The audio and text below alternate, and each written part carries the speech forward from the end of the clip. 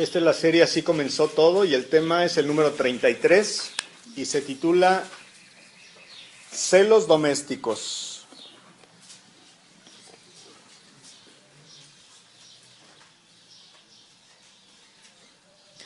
¿Lo tenemos listo? Les dije 33, ¿verdad? Génesis 30, perdón. ¿Sí les dije 30? Muy bien. Es que les había dicho 30. ¿Está bien? Génesis 30, versículo 1, dice, viendo Raquel que no daba hijos a Jacob, tuvo, ¿qué? Envidia de su hermana, ¿verdad? Y decía Jacob, dame hijos, o si no, me muero. Fíjate nomás. Ni se murió. Y Jacob se enojó contra Raquel y dijo, ¿soy yo acaso Dios que te impidió el fruto de tu vientre? Y ella dijo, he aquí mi sierva Bila, llégate a ella, y dará luz sobre mis rodillas, y yo también tendré hijos de ella. Así le dio a Bila su sierva por mujer, y Jacob se llegó a ella. ¿Ya ven que era bien obediente? Y concibió Bila, y dio a luz un hijo a Jacob. Dijo entonces Raquel, me juzgó Dios, y también oyó mi voz, y me dio un hijo, por tanto llamó su nombre Dan. Concibió otra vez Bila, la sierva de Raquel, y dio a luz un segundo hijo a Jacob. Y dijo Raquel, con luchas de Dios he contendido con mi hermana, y he vencido. Y llamó su nombre Neftalí. Viendo pues Lea que había dejado de dar a luz, tomó a Silpa su sierva y la dio a Jacob por mujer. Y Silpa, sierva de Lea, dio a luz un hijo a Jacob. Y dijo Lea, vino la ventura, y llamó su nombre Gad. Y luego Silpa, la sierva de Lea, dio a luz otro hijo a Jacob. Y dijo Lea, para dicha mía, porque las mujeres me dirán dichosa, y llamó su nombre Aser. Fue Rubén en tiempo de la siega de los trigos, y halló mandrágoras. ¿Ahí estoy bien? Fue Rubén en tiempo de la siega de los trigos, y halló mandrágoras en el campo, y las trajo a Lea su madre. Y dijo Raquel a Lea, te ruego que me des de las mandrágoras de tu hijo. Y ella respondió, es poco que hayas tomado mi marido, sino que también te has de llevar las mandrágoras de mi hijo. Y dijo Raquel, pues dormirá contigo esta noche por las mandrágoras de tu hijo. Cuando pues Jacob volvía del campo a la tarde, salió Lea a él y le dijo, llégate a mí, porque a la verdad te he alquilado por las mandrágoras de mi hijo. Y durmió con ella aquella noche. Y oyó Dios a Lea, y concibió, y dio a luz el quinto hijo a Jacob. Y dijo Lea, Dios me ha dado mi recompensa por cuanto di mi sierva a mi marido, por eso llamó su nombre Isacar.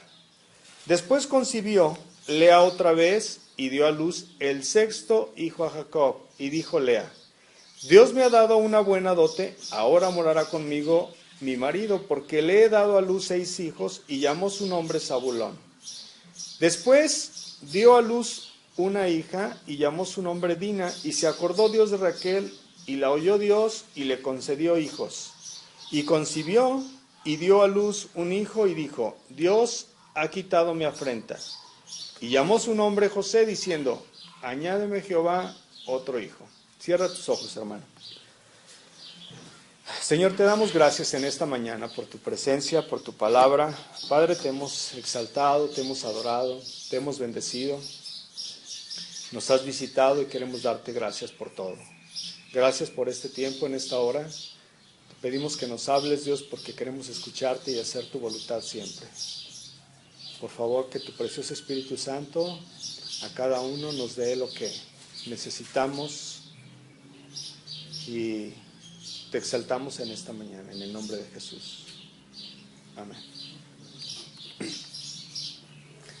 Hermanos, los 3 grandes patriarcas, Abraham, Isaac y Jacob, tuvieron esposas con dificultades, todos, para concebir hijos.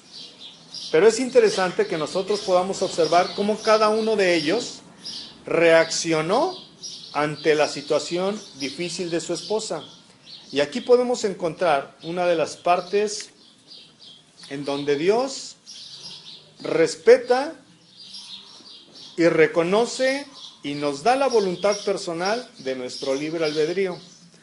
Abraham tuvo relaciones con la sierva de Sara. ¿Cómo se llamaba? Agar, para poder tener un hijo. Esto lo llevó a amargura y lo llevó a celos entre su familia. Después Isaac, al contrario de su padre Abraham, Isaac oró a Dios por una esposa y su esposa era estéril. Pero Dios contestó a sus oraciones y Rebeca tuvo mellizos. Jacob siguió el ejemplo de su abuelo. También tuvo relaciones con las siervas de sus esposas y esto provocó consecuencias celosas, tristes y muchas amargas. Raquel y Lea se vieron trabadas en una competencia cruel. ¿Por qué? Por tener hijos, una más que otra. Ambas dieron hijos a Jacob, ambas dieron a sus concubinas y ambas le dijeron, ¿sabes qué? Allégate a ella y dame hijos por medio de ella. Ambas. Jacob pudo haber sido sabio y no prestarse a aquello aún, escuchen esto hermanos, cuando era una costumbre aprobada en ese tiempo. Ahora, ¿hay muchas tradiciones, hay muchas costumbres aprobadas en el día de hoy? ¿Sí o no? Por ejemplo,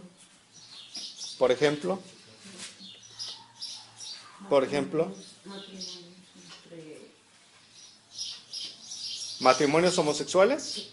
¿Sí o no? Aborto, personas viviendo juntas y teniendo relaciones sexuales y viviendo en fornicación, no estando casadas, las drogas permitidas ya abiertamente, ¿verdad? ¿Sí o no? Ya tú puedes ir a comprar drogas y todo está bien. Tradiciones y situaciones y costumbres que están permitidas por el gobierno, pero que no son parte del plan de Dios. ¿Sí o no? Ahora, miren hermanos, siempre, cuando hay un permiso, esto habla de que está permitido por el gobierno, no tarda en venir juicio. No tarda en venir juicio. Este tipo de situaciones como aborto, amaciato, drogas, matrimonios homosexuales, esto habla de una preparación para el juicio. El hecho de que haya una costumbre social, mis hermanos, que sea aceptada por el gobierno, no significa que sea sabia y menos correcta. ¿Estamos de acuerdo? Usted se ahorraría, y yo igual me ahorraría muchísimas angustias si nosotros calculáramos las consecuencias de esas acciones. Si tú, por ejemplo, tienes un conflicto con cualquiera de estas y más que no hemos nombrado, y te dieras cuenta que estas consecuencias van a acarrear conflictos, entonces, más que eso, tú atraparías esa situación y la orillarías fuera de tu casa y de tu caso. ¿Me estoy explicando? Entonces, podría venir una pregunta. ¿Hay algo que hoy por hoy podría acarrearte problemas para el futuro y está dentro de ti echarlo fuera de tu casa y de tu caso? Tú tienes una responsabilidad moral para tomar las decisiones. Un día, mis hermanos, Dios contestó a Raquel sus oraciones y le dio a Raquel un hijo propio. Pero ya Raquel, como era bien sabia, le dio a su concubina, a su esposo. Le dijo, no, llégate ya para que me des hijo. Fíjate nomás. Es muy difícil, mis hermanos, escuchen bien esto, es muy difícil confiar en Dios cuando parece que no pasa nada. Es muy difícil. Cuando ves que no hay absolutamente nada en tu vida, es muy difícil confiar en Dios. Pero es aún muchísimo más difícil vivir con las consecuencias de tomar las decisiones personales en tus propias manos, lejos de esperar en Dios. ¿Estamos de acuerdo? Nosotros, mis hermanos, debemos resistir a cualquier tentación y pensar y olvidar que Dios haya hecho caso omiso de nuestra situación personal, matrimonial, familiar, de trabajo. Nosotros debemos resistir esa tentación de que Dios nos ha olvidado, porque muchas veces Dios habla en el silencio, y lo puedes ver en la cruz. ¿Quieres darte cuenta de dónde derrochó Dios su amor para tu vida? En la cruz. Y no dijo nada. Nosotros debemos aprender a vivir con paciencia y con valor para esperar a que Dios actúe. Dios le concede hijos a Jacob. Una vez que se sienta la situación o la relación conyugal, la necesidad primera era obvia. Los intereses del pacto estaban caminando. Era necesario que hubiera descendencia. Pero la descendencia de Jacob no llega en una situación como apremiante o una situación óptima, sino llega en medio de rivalidad, de esterilidad, de competencia, y vienen conflictos. Todos, escuchen bien esto, hermanos, todos se esfuerzan por tener un bien personal. Comienzan los celos. Todos se esfuerzan en acomodar las circunstancias a su propio interés y sacar la mayor ventaja posible de lo que tienen en manos. Y comienza un espíritu de manipulación, un espíritu diabólico. Labán, el papá de Raquel, coloca matrimonialmente muy bien a sus dos hijas y se asegura la ayuda próspera de Jacob. ¿Sí lo vemos o no? Dice, pues hay que sacarle provecho, se va a llevar mis dos hijas, que me pague bien pagado, que trabaje para mí, yo me hago rico y pues, cumplo mi función, y aparte acomodo mis dos hijas. Bien padre. Obtiene esposas, Jacob, obtiene esposas y decide que ha de demostrar preferencia por Raquel, la hasta este momento amada en su corazón. Tal vez con esto Jacob creyó que Lea iba a ser desplazada y con el tiempo iba a ser devuelta a su padre. Pero es Dios, hermanos, quien determina siempre el curso de la historia. Los primeros hijos que Dios concede a Jacob no son de Raquel, la amada por Jacob, porque es estéril, sino los primeros hijos que da son de Lea.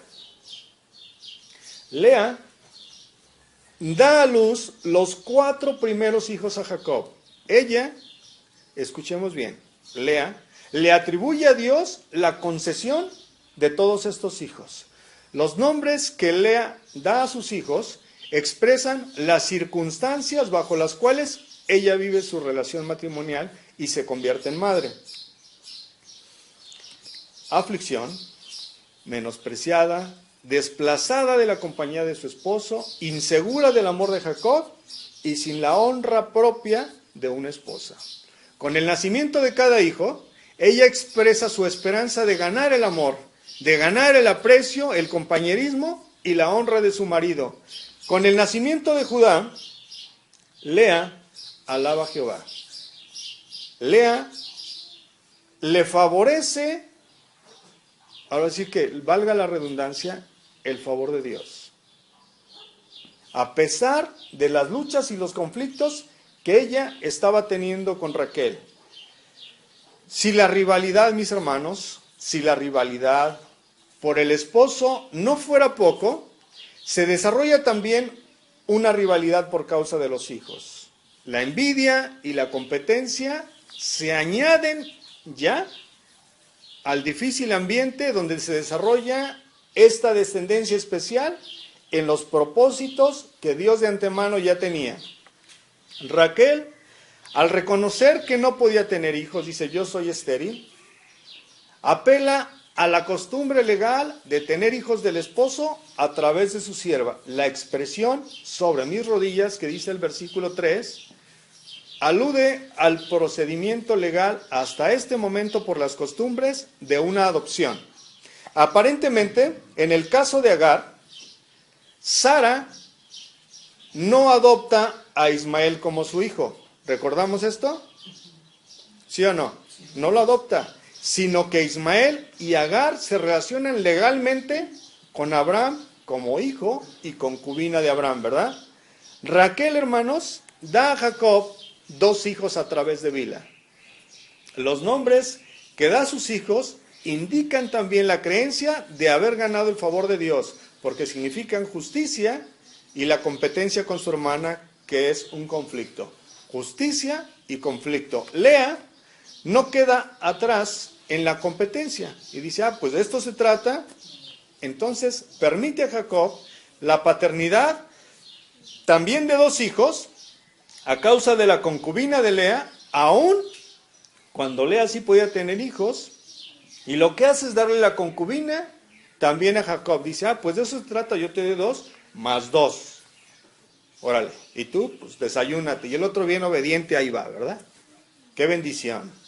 Al nombrar estos 2 hijos, hermanos, Lea desea convencerse de una fórmula y felicidad para proveer tantos hijos a Jacob como pudiera. También se apela a medicinas hasta este tiempo fertilizantes y a acuerdos mutuos de caballeros, para así proveer más hijos a Jacob. Aunque la medicina fertilizante que ellos están usando para comer son mandrágoras, estas las usa Raquel. Raquel dice, pues a ver, Lea, tú trajiste, tu hijo trajo mandrágoras, pues son buenos para romper con la esterilidad y que abra el vientre y yo pueda dar hijos. Y le dice, pues dile a tus hijos que me den mandrágoras, para yo pueda tener hijos, ¿verdad? Las usa Raquel, pero ¿qué crees? Es Lea quien nuevamente concibe y añade 2 hijos a la descendencia de Jacob. Lea toma estos hijos como una recompensa de Dios y una seguridad de honra por parte de su marido por haberle otorgado ya 6 hijos varones y finalmente una hija. El amor preferencial de Jacob, el ruego de Raquel por tener hijos, las mandrágoras, nada, absolutamente nada, pudieron abrir la matriz de Raquel, sino solamente la única intervención soberana de Dios. Una vez más, mis hermanos, en medio de conflictos, es Dios quien guía las circunstancias favorables hacia el propósito de Él. Raquel finalmente concibe y da a luz un hijo, a quien nombra José. Viene en el versículo 24, 30-24. ¿Con qué? Con la esperanza de que Dios le siga añadiendo hijos. El nacimiento de José, además de ser el hijo de la esposa que Jacob amaba, marca el final del plazo del pago de dote por Raquel. Entonces impulsa a Jacob a iniciar planes para regresar a Canaán. Más tarde, José es el instrumento de preservación de vida de todos los otros hijos de Jacob. Y esto lo vamos a ver en 45:5 y en el 50:20 de Génesis. Con el nacimiento de José termina también la rivalidad y los conflictos entre las hermanas, quienes con Jacob y con sus hijos forman ahora una unidad familiar diferente a la de Labán, que vamos a ver en el 31:14 al 17, y con propósitos de volver a Canaán. Hasta este momento, el salmista, al igual que Jacob, reconocen, hermanos, que los hijos son heredad de Dios. Para Jacob, el tener hijos era muy importante. Las 2 mujeres lo sabían y por eso sus esfuerzos para dar a sus maridos tantos hijos como fuera posible. Entonces hacen todos los esfuerzos legales, médicos, que pudieron haber tenido en sus manos. ¿Para qué? Para acrecentar el número de hijos. Pero finalmente reconocieron que Dios es el origen y el dador de la vida. En la concepción y el nacimiento de José afirmaron que fue Dios quien vio la aflicción, escuchó y se acordó. Y esto, mis hermanos, habla de la razón de la que el salmista, cuando él escribe que heredad de Jehová son los hijos. Ahora, tú te casas, Dios en su misericordia te da hijos. La responsabilidad moral de los padres hacia los hijos va más allá de solamente pedir hijos, si es que los pediste. Pero si no los pediste, los hijos vienen a causa de una consecuencia de haber estado casado. Por lo menos es lo que debieras haber hecho. Estado casado, entonces como consecuencia de tener una relación sexual, tienes hijos, ¿sí o no? Ahora, ¿cuál es la responsabilidad moral para los padres hacia los hijos? Guiarlos. Por eso cuando tú presentas a un niño, oras por un niño, por un bebé recién nacido, tienes que tener a los papás en esa responsabilidad de que tú vas a ser responsable de guiar a tus hijos. Esa es tu responsabilidad, no solamente tener hijos y aventarlos. Este ambiente de hogar, mis hermanos, tan negativo para el nacimiento y la crianza de la descendencia especial del patriarca, nos invitan a reflexionar en la causa. Por un lado, nos hace pensar que este ambiente es consecuencia de las decisiones ambiciosas e interesadas de los hombres. Pero por el otro, debemos aceptar el designio de Dios, quien para evitar jactancia humana ha demostrado preferencia por lo que los hombres consideran inapropiado, débil y menospreciado. Déjate leo, 1 de Corintios, capítulo 1, del 25 al 29.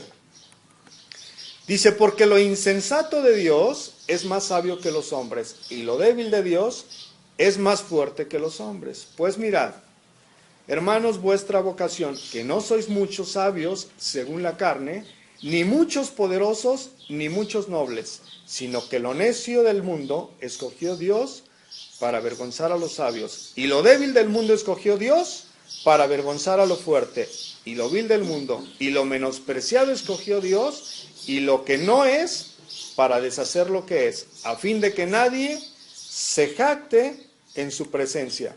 De cualquier manera, hermanos, este ambiente de rivalidad, de competencia, envidia y conflictos continuos deja sus huellas en los hijos de Jacob, quienes se manejan de la misma manera en el transcurso de sus vidas, y lo vamos a ir viendo, a tal punto de atentar contra la vida de uno de ellos. En las listas de descendencia, estos hijos están agrupados por sus madres. Debemos reconocer, hermanos, que muchos hogares, muchas familias, aún de creyentes, están afectados por estas mismas circunstancias. Nos hace pensar realmente de una manera seria en la urgencia de establecer, número 1, matrimonios estables. Esa es la responsabilidad moral de los padres. Que tus hijos sean guiados para que una vez saliendo de tu casa puedan tener un matrimonio estable, conducido por un testimonio personal. ¿Me estoy explicando? Y relaciones sanas entre el mismo matrimonio. ¿Por qué? Es muy bonito enseñarle a la gente, enseñarle a los hijos cómo deben ser guiados. Pero ¿y tú cómo vives? Esto a nosotros, mis hermanos, nos obliga a aceptar la gran responsabilidad de ofrecer el mejor ambiente, número 1, en nuestros hogares. Número 1. El mejor ambiente tiene que ser desarrollado en tu casa. Obviamente en la sociedad, pero viene como consecuencia de lo que aprendieron en casa. ¿Quieres tener hijos productivos para una sociedad? Unos hijos que no desgasten. Entonces necesitas tener el mejor ambiente en tu casa. ¿Por qué? Porque esto va a reprocharte la sociedad. Después vienen a las iglesias. ¿Y cómo vienen a las iglesias? ¿Cuál es tu conducta y cómo es tu conducta dentro de la iglesia? Vienes, escuchas palabra de Dios y la pregunta es, qué bueno que escuches, pero haces lo que la Biblia te enseña, reconocemos hasta este punto que el primer afectado cuando recibe la palabra de Dios antes que alguien que esté en tu casa es quien mismo la recibe. ¿Me estoy explicando? Tú estás aquí, tú la recibes, tú deberías ser el primer afectado y como consecuencia ser bendición para otros. Dice Gálatas 5:22 al 26. Dice, mas el fruto del Espíritu, ¿qué es? Amor. ¿Verdad? Deberíamos, hermanos, entender el concepto para llevarlo a casa y que nuestros hijos, que nuestras hijas y nuestro entorno estén cobijados por una cobertura espiritual dada por Dios y de la cual nosotros somos conductos o extensión de bendición para otros. Gozo, paz, paciencia, benignidad, bondad, fe, mansedumbre, templanza. Contra tales cosas, dice la Biblia, no hay ley. No hay una ley que te obligue y que te diga, no debes amar, no debes tener gozo, no debes tener paz. Te voy a meter a la cárcel porque eres muy paciente. No hay ley. Pero los que son de Cristo, dice el 24 de Gálatas 5, han crucificado la carne con sus pasiones y con sus deseos. Si vivimos por el Espíritu, andemos por el Espíritu. No nos hagamos vanagloriosos, irritándonos unos a otros, envidiándonos unos a otros. Hermanos, debemos aprender y adoptar los consejos sabios y los consejos domésticos del cual habla el Nuevo Testamento. El Nuevo Testamento habla de consejos domésticos. Te voy a decir, vamos a ver 3 citas. Efesios 5:21 al 6:9.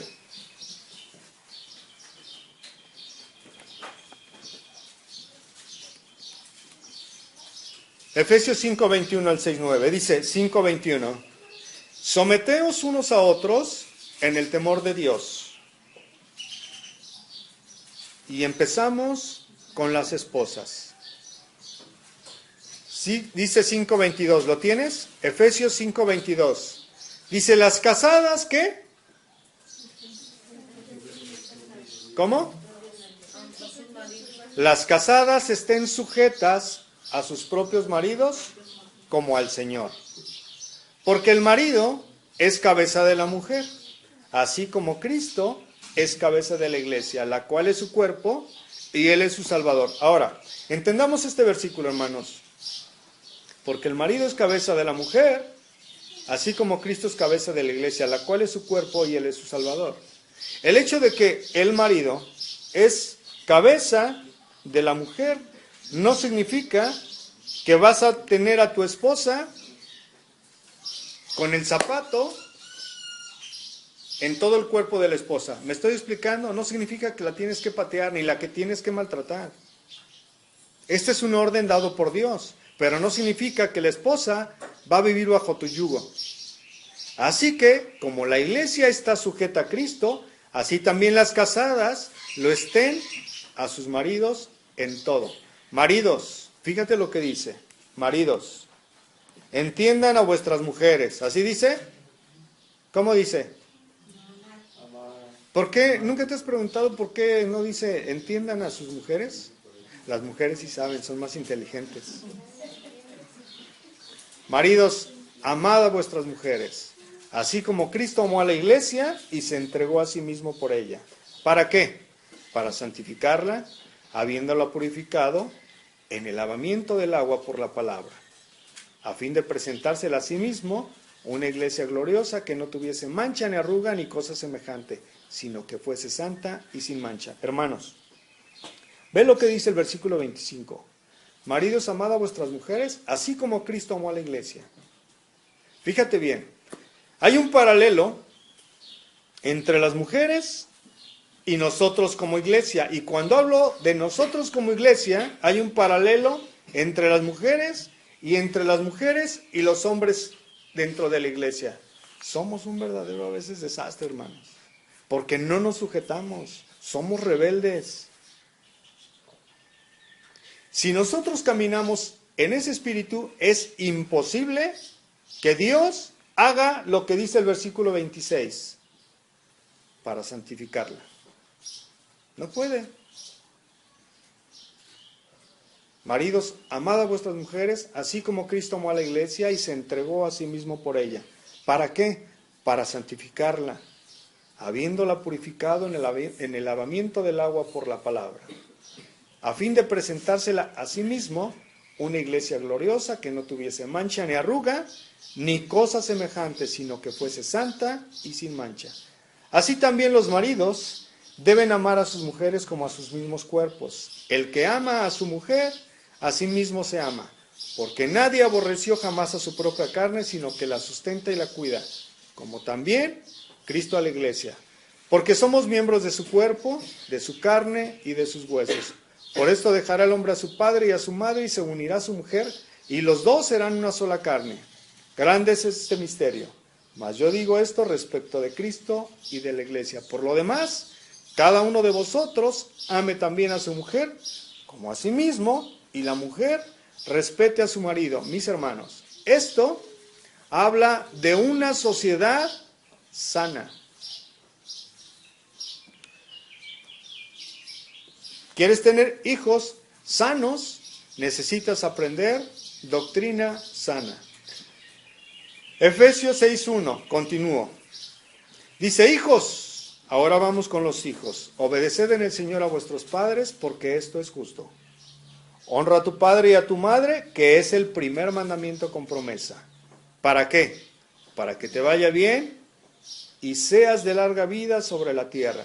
Fíjate bien, todas las promesas en Cristo, mis hermanos, absolutamente todas, están condicionadas. El primer mandamiento, con promesa: honra a tu padre y a tu madre.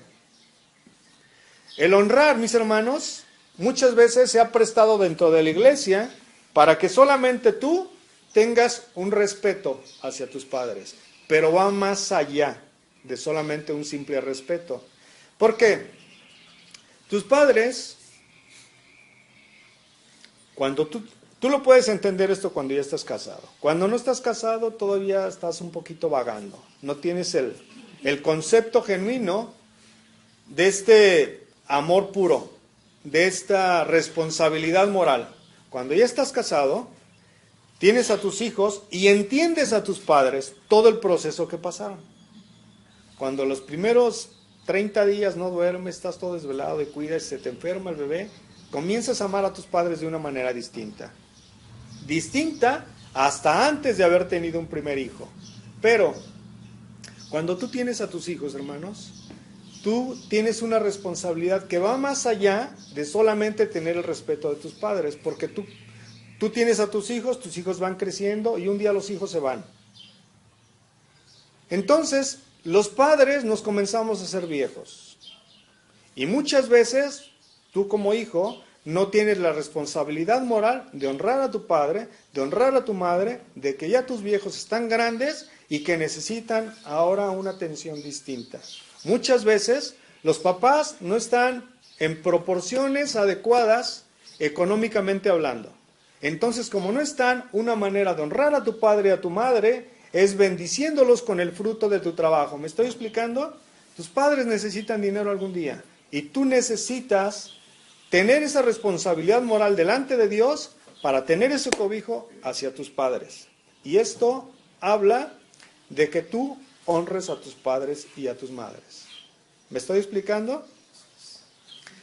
Para que te vaya bien y seas de larga vida sobre la tierra. Y vosotros, padres, no provoquéis a ir a vuestros hijos, sino criadlos en disciplina y amonestación del Señor. Papás, o sea, encuentren el equilibrio. No abusen. Críenlos en disciplina y en amonestación del Señor, pero no en una manipulación personal, no en un concepto personal, no en algo que yo creo y así aprendí. No. Dice, sino criadlos en disciplina y en amonestación del Señor. Siervos, obedecer a vuestros amos terrenales con temor y temblor. Siervos, ¿de quién está hablando? Personas que tienen un patrón. con sencillez de vuestro corazón, como a Cristo, no sirviendo al ojo como a los que quieren agradar a los hombres, sino como siervos de Cristo, de corazón, haciendo la voluntad de Dios. Versículo 7. Sirviendo, ¿cómo? De buena voluntad, como al Señor y no como a los hombres, sabiendo que el bien que cada uno hiciere, éste recibirá del Señor, sea siervo o sea libre. Y vosotros, amos, esto habla para personas que son jefes o que son patrones o que tienen subordinados a su mando. Y vosotros, amos, haced con ellos lo mismo, dejando las amenazas, sabiendo que el Señor de ellos y vuestro está en los cielos y que para Él no hay acepción de personas. Colosenses 3:18.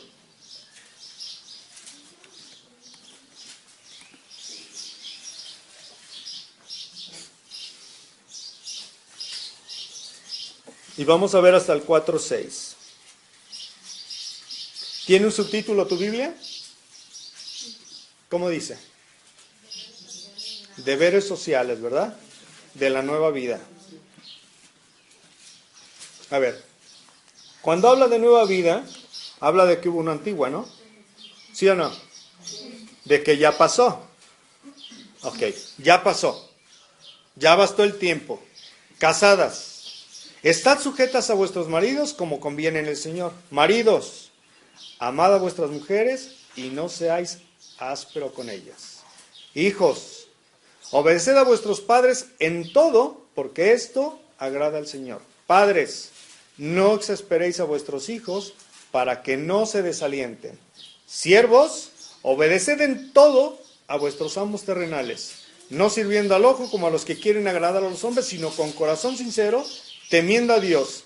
Y todo lo que hagáis, hacedlo de corazón como para el Señor y no para los hombres, sabiendo que del Señor recibiréis la recompensa de la herencia, porque a Cristo, el Señor, servís. Mas el que hace injusticia, recibirá la injusticia que hiciere, porque no hay acepción de personas. Amos, haced lo que es justo y recto con vuestros siervos, sabiendo que también vosotros tenéis un amo en los cielos. Estoy en 4:2. Colosenses 4:2. Perseverad en la oración, velando en ella con acción de gracias, orando también al mismo tiempo por nosotros, para que el Señor nos abra puerta para la palabra, a fin de dar a conocer el misterio de Cristo, por el cual también estoy preso, para que lo manifieste cómo debo hablar. Andad sabiamente para con los de afuera, redimiendo el tiempo. Sea vuestra palabra siempre con gracia, sazonada con sal, para que sepáis cómo debéis responder a cada uno. Y por último, 1 de Pedro 3:1-7.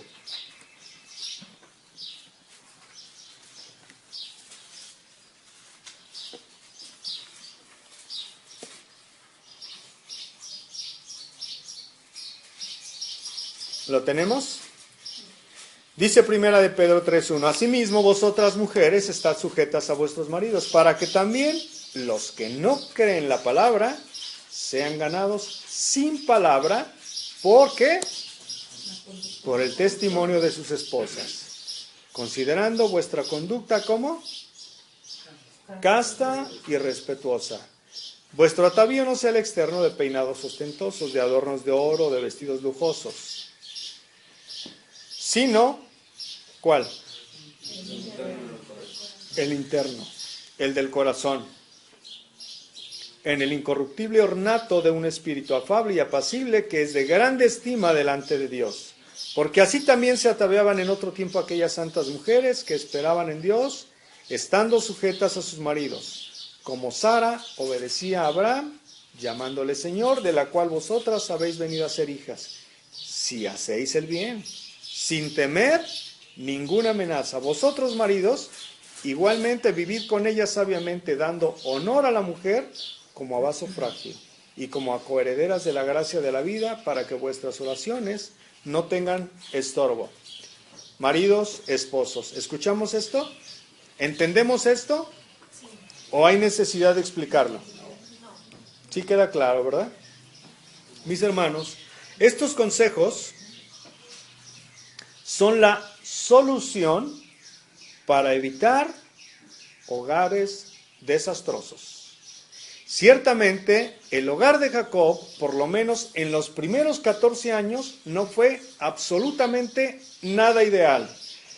Pero Dios, que es fiel siempre a sus propósitos y lleno de misericordia, se digna, escuchémoslo bien, mis hermanos, ir formando a su pueblo escogido de esta descendencia. No estaba en los planes de Dios lo que Jacob dijo, tener hijos con concubinas, no estaba. Aunque era una costumbre propia del tiempo y aceptada por el gobierno, no era parte del plan de Dios. Pero aún ahí Dios tiene misericordia, desciende, restablece, aunque pasan 14 largos años, y como consecuencia vamos a ver viendo, estamos en Génesis, cuando lleguemos a Apocalipsis nos vamos a encontrar con un mundo de rollos. ¿Por qué? Porque así comenzó todo, a causa de inmoralidad, a causa de desobediencia, a causa de una naturaleza caída y a causa de una dependencia personal más que de Dios. Esta fue la situación. Esto fue el gran conflicto que Dios encontró en el ser humano. Después vienen mandrágoras. Fíjate lo que dice el versículo 22 del Génesis 30. Y se acordó Dios de Raquel, y la oyó Dios, y le concedió hijos. Génesis 30, 22. Y concibió y dio a luz un hijo, y dijo, Dios ha quitado mi afrenta. Y llamó su nombre José, diciendo, añádeme Jehová otro hijo. La repetición de la palabra, mis hermanos, Dios hace énfasis sobre el hecho que fue Dios quien quitó la esterilidad de Raquel y no las mandrágoras. La palabra afrenta significa la incapacidad de tener hijos, es decir, Dios me quitó la incapacidad de tener hijos. La palabra en el hebreo viene de un verbo, mis hermanos, asociado con recoger. Escuchemos esto, porque es bien interesante. Esta palabra de afrenta en el hebreo viene de un verbo asociado con recoger o piscar fruta. Mira, de aquí viene la idea de seleccionar las buenas frutas y despreciar las que no sirven.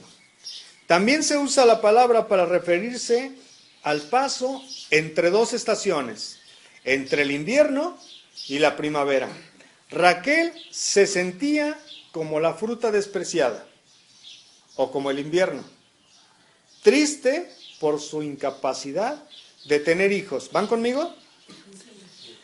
Ella se sentía insatisfecha consigo misma como mujer y culpable por no poder complacer a su marido en tener hijos. Ahora, por la gracia de Dios, Raquel se sentía la fruta escogida. Brillaba en su alma con gozo de la primavera y con razón, al nacer su hijo, lo llama José. Esto da a entender que Dios había hecho una fruta escogida. Esto es, Dios ha quitado mi afrenta. Y terminamos con esto. Raquel, hermanos, envidiaba a su hermana. ¿Cómo se llama su hermana? Lea. Cuando nosotros hablamos de envidiar, ¿qué es la envidia? Querer lo que otro quiere, ¿qué más?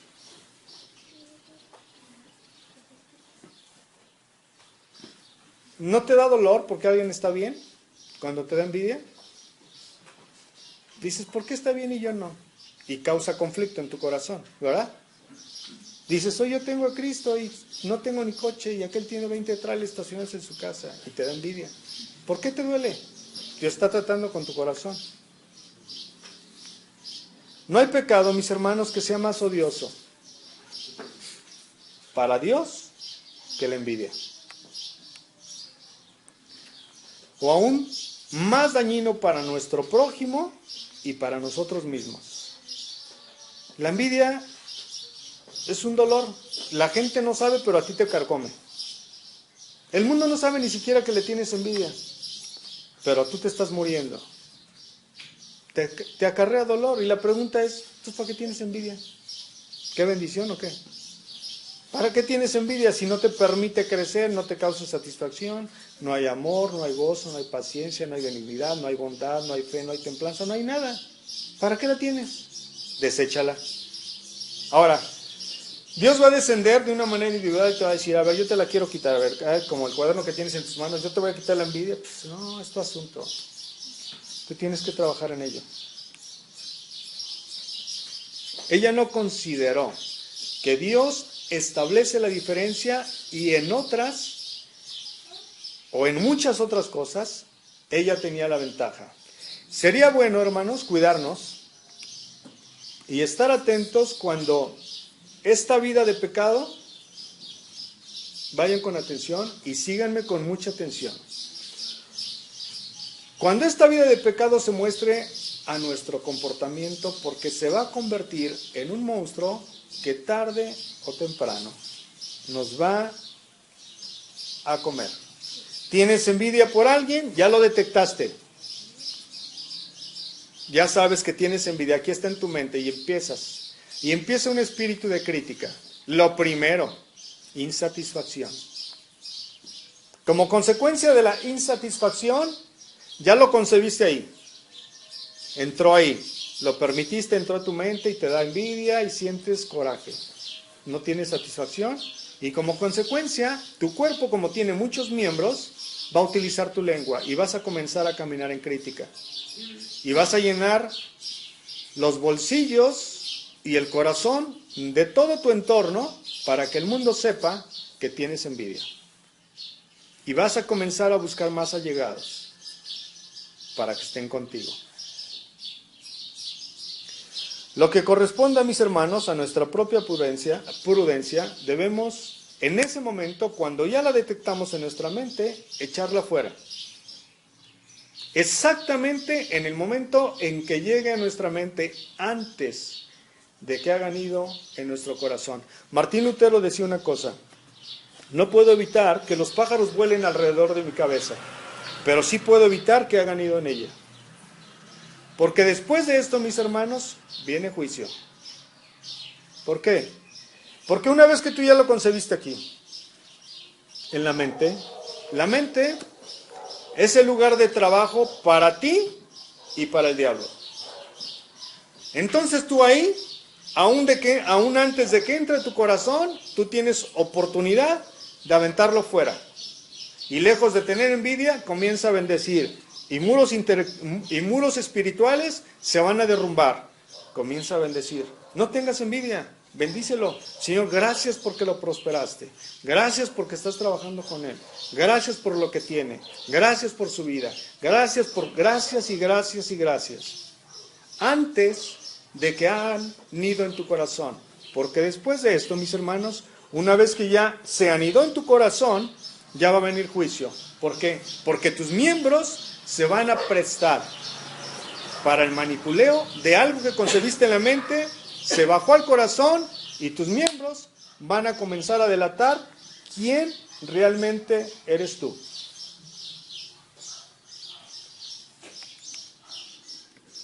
Solamente va a ser cuestión de tiempo para que aparezca, para que sea visible ante la sociedad. Tu pecado entra aquí, en el campo de batalla de la mente. Si ahí no lo desechas, tienes un pensamiento inicuo, un pensamiento de maldad, un pensamiento de inmoralidad, un pensamiento de pecado, cualquiera que sea, no específicamente envidia, y no lo desechas, va a bajar hasta el corazón. Una vez que está ahí, ya estás perdido. ¿Por qué? Porque tus miembros van a mostrar quién eres tú. Es como Dios te habla, Dios te dice, esto tienes que desecharlo. Ok, ¿no lo quieres desechar? ¿No quieres echarlo fuera? Entonces lo voy a poner en una pantalla para que todo tu pueblo y todo tu país sepa quién eres tú. Así actúan tus miembros. Tus miembros son los que exponen lo que tú permitiste entrar en tu mente, ahora se han ido en tu corazón y ahora eres una televisión sota abierta al mundo. Hermanos, que nuestro ojo no sea malo para con ninguno de nuestros vecinos, para ninguno de nuestros amigos y menos, hermanos, para nosotros mismos. Porque el ojo de nuestro Dios no es malo. El ojo de nuestro Dios es bueno. ¿Estamos de acuerdo? Pónganse de pie.